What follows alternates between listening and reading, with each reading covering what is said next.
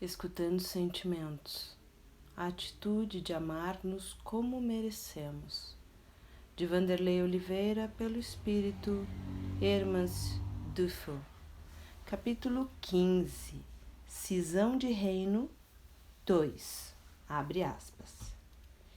Os espíritos sofredores reclamam preces e estas lhes são proveitosas, porque, verificando que há quem neles pense, menos abandonados se sentem, menos infelizes.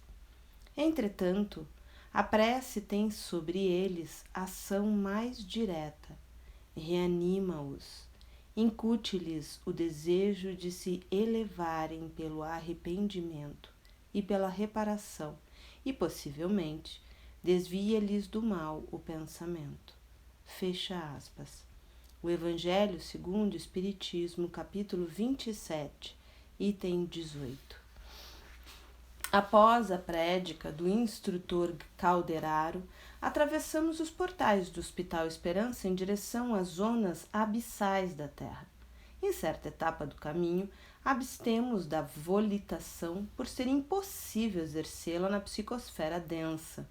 Transpomos níveis muito abaixo dos umbrais terrenos, com muita escuridão e frio. Era uma região pantanosa com lagos que se formavam em vários pontos do trajeto. Vislumbramos uma luminosidade artificial à distância. Era a cidade do poder. Calderaro solicitou um instante e, utilizando seus poderes mentais, sondou o ambiente, enquanto todos nós que o acompanhávamos permanecemos no apoio vibratório e na vigilância. Os odores e sensações eram desconfortáveis pela natureza das energias reinantes. Após um instante, manifestou o benfeitor. Ajoelhemo-nos, meus irmãos, e deixemos que os incômodos das sensações sejam recebidos na nossa alma com amor. Na casa de meu Pai há muitas moradas. Aqui também é a casa de Deus, que permite aos seus filhos a liberdade de se acomodarem conforme suas escolhas. Nutramo-nos de respeito e piedade para orarmos em conjunto. Após a luz da oração feita por um dos integrantes, Calderaro solicitou-nos a armadura da coragem. O bando defensivo de Irmão Ferreira, o cangaceiro do Cristo, que estava aguardando-nos a chegada, veio em nossa direção, orientando-nos sobre as condições locais. Absteremos da narrativa sobre a operação socorrista por não harmonizar com o objetivo e o conjunto desta obra. No retorno ao Hospital Esperança, após bem-sucedido resgate, Calderaro reservou alguns minutos para as indagações dos dirigentes aprendizes sobre o que presenciaram. Esse estado perispiritual dos vibriões pode ser considerado uma segunda morte? Eles se encontram a caminho da ovoidização. A segunda morte é o resultado de longas incursões da alma em atitudes mentais de rebeldia e incontinência nos sentimentos. Nosso irmão assistido semeou a arrogância durante séculos nos solos sagrados de sua mente. Agora, colhe os frutos da inclemência e da loucura de seu procedimento. Teceu no tempo as condições psíquicas para a cisão de reino. Desorganizou suas matrizes do molde mental, onde se encontram os alicerces do equilíbrio humano. Poderá renascer em corpo saudável? Raríssimos casos de vibriões apresentam condições para a reencarnação imediata. A organização somática pode obedecer a fatores de ordem genética, caso haja vantagens motivacionais para o espírito no seu aprendizado.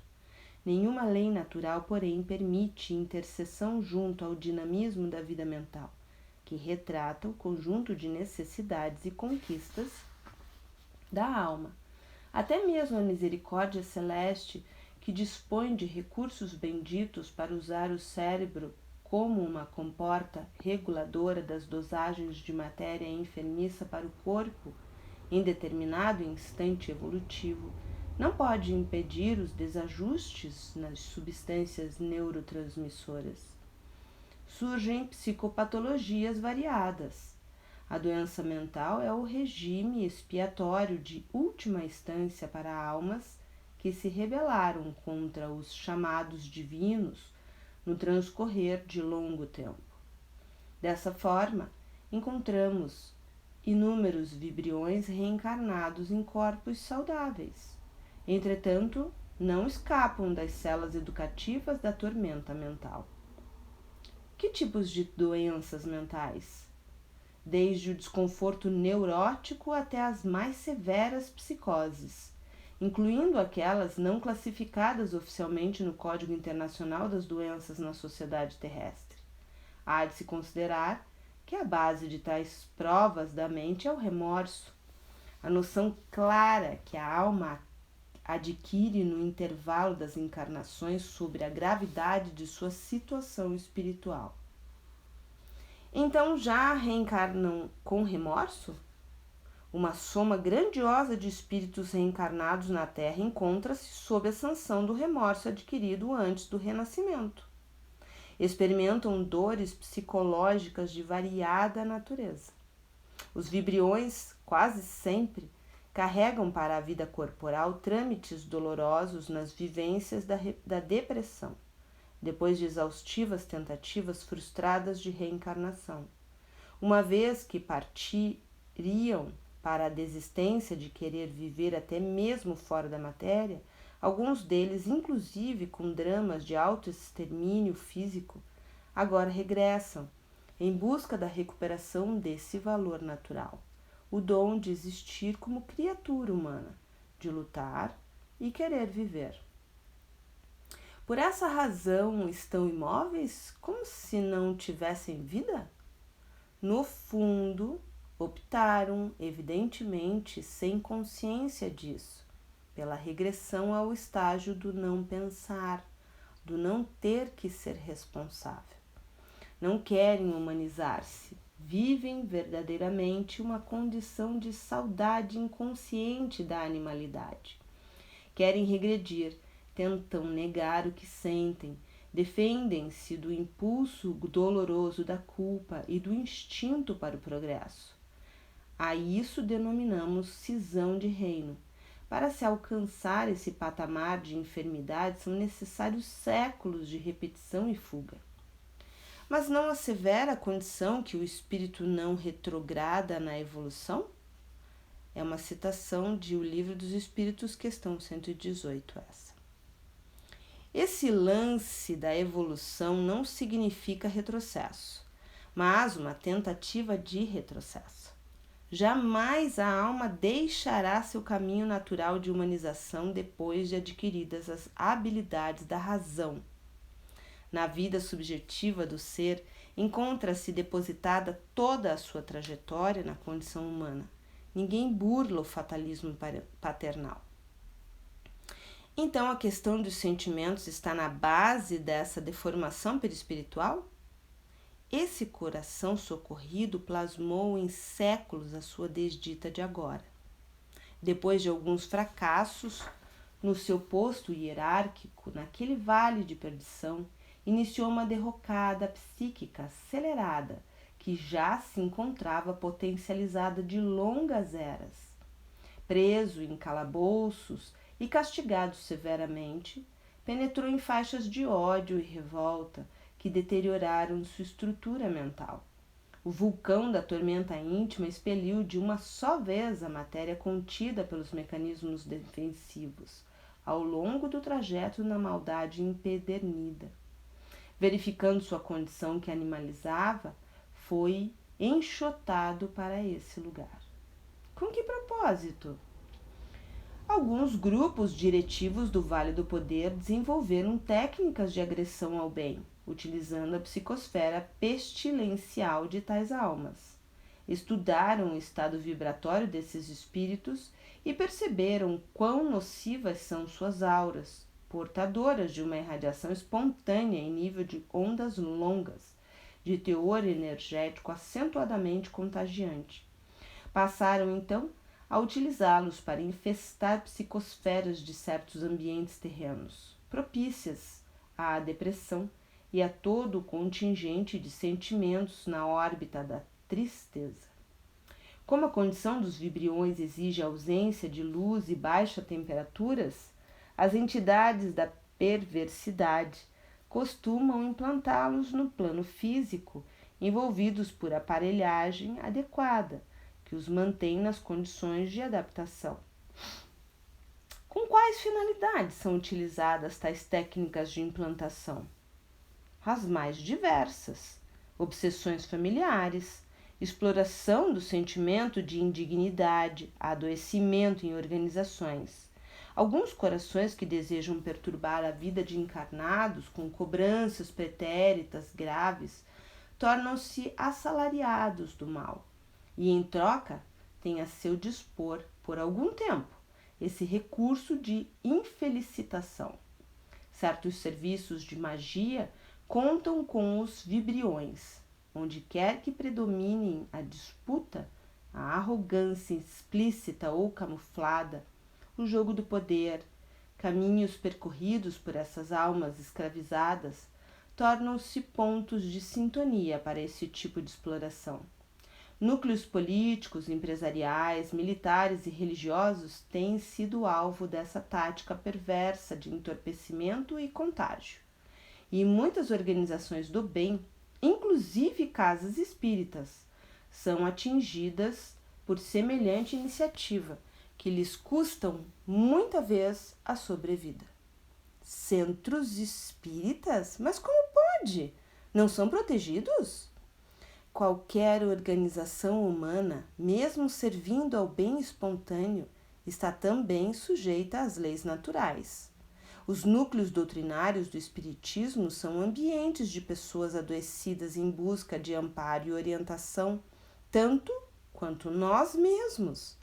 Portanto, lidam com situações gravíssimas e, ao prestarem sua assistência, em nome do amor, se sujeitam a desafiantes experiências no que tange aos interesses de grupos espirituais. Por essa razão, os trabalhadores do Cristo que conduzem as casas de amor devem se munir dos recursos do Evangelho no coração, a fim de absorverem a proteção dos servidores do bem a que se fazem dignos. Nem sempre, porém, temos observado esse cuidado. Os próprios aprendizes trazem em si mesmos traços similares de tristeza e inconformação, revolta e rebeldia, decorrentes de ciclos emocionais de disputa arrogante e complexa. Traços pertinentes a todos nós na caminhada de ascensão, e dos quais somente nos livraremos com educação. Não se surpreendam, pois, que muitos espíritas trilharam a vivência como vibriões e hoje buscam a duras penas a recomposição de si próprios perante a consciência. Por qual razão ocorrem os ataques com os vibriões se existe a proteção espiritual e as imperfeições são obstáculos naturais da caminhada? Por descuidarem dos sentimentos. Se analisarmos com mais cautela, o fenômeno da cisão de reinos tem proporções infinitas. De alguma forma, expressiva parcela da humanidade, se pudesse, faria uma tentativa de retrocesso. Todos temos, até certo estágio de crescimento, uma atração natural para o passado, para voltarmos ao que éramos. O homem do século XXI está sendo asfixiado psiquicamente pelo sentimento de baixa autoestima, agravado pelos padrões da mídia social. A ausência de autoamor tornou-se calamidade socio-moral em quaisquer continentes e classes. Vivemos um instante de separação do joio e do trigo. É um momento de definição na Terra. Este é o século da sensibilidade. no qual o patrimônio dos sentimentos será o centro das cogitações da ciência e da religião, e base de sustentação de um mundo novo. Uma infinidade de almas, em ambas as esferas de vida, no corpo ou fora dele, padecem de crises existenciais que não conseguem resolver. A depressão é iminente nessas vivências, encurralando a alma nos despenhadeiros da apatia, da indiferença e da solidão.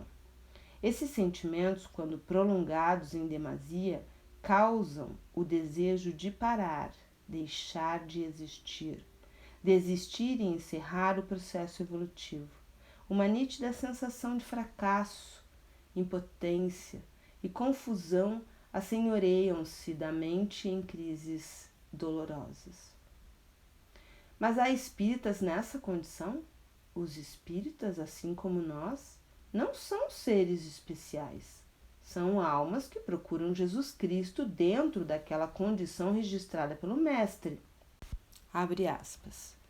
Os sãos não precisam de médicos, mas sim os doentes. Fecha aspas.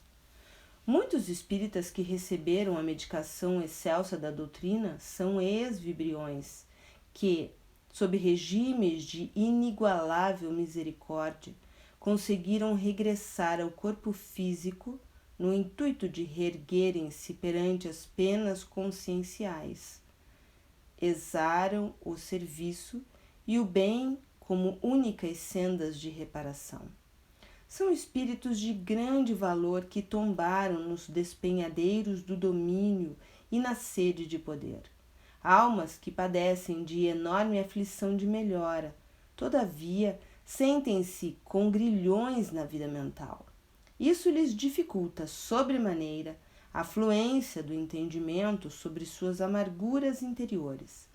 Purgam paulatinamente em depressões controladas a matéria mental proveniente de suas construções enfermiças de outros tempos.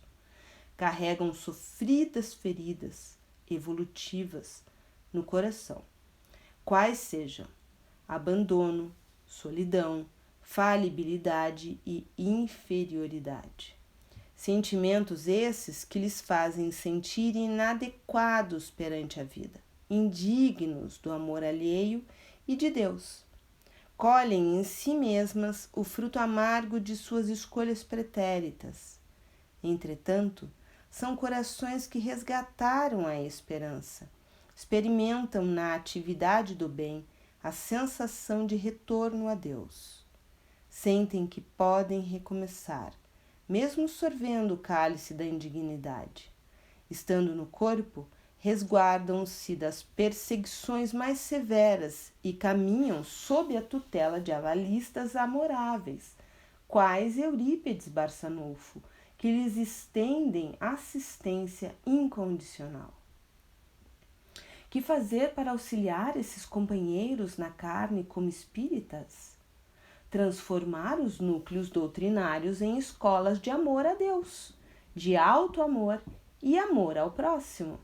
Trabalhar os sentimentos nobres e promover os grupos espíritas a centros de estudos sobre si mesmo, colaborando com a melhor compreensão de nossas necessidades e sobre como desenvolver nossas aptidões ou educar nossas habilidades. E o que fazer pelos locais onde ainda jazem tantos irmãos nossos naquelas gavetas frias em pátios de escravidão? Orar até que Deus nos permita algo mais. Abre aspas. Os espíritos sofredores reclamam preces, e estas lhes são proveitosas, porque, verificando que há quem neles pense, menos abandonados se sentem, menos infelizes.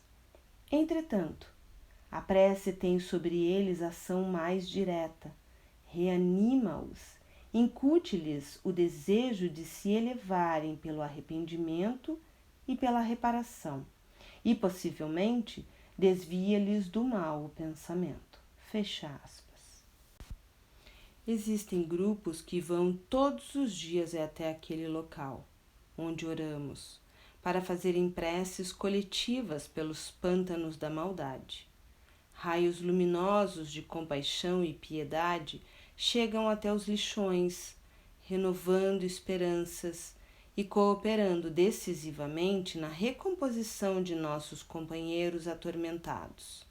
O homem encarnado, igualmente, pode se somar a esses esforços de humanismo com suas rogativas sinceras e promotoras de paz. Estejamos convictos quanto ao futuro.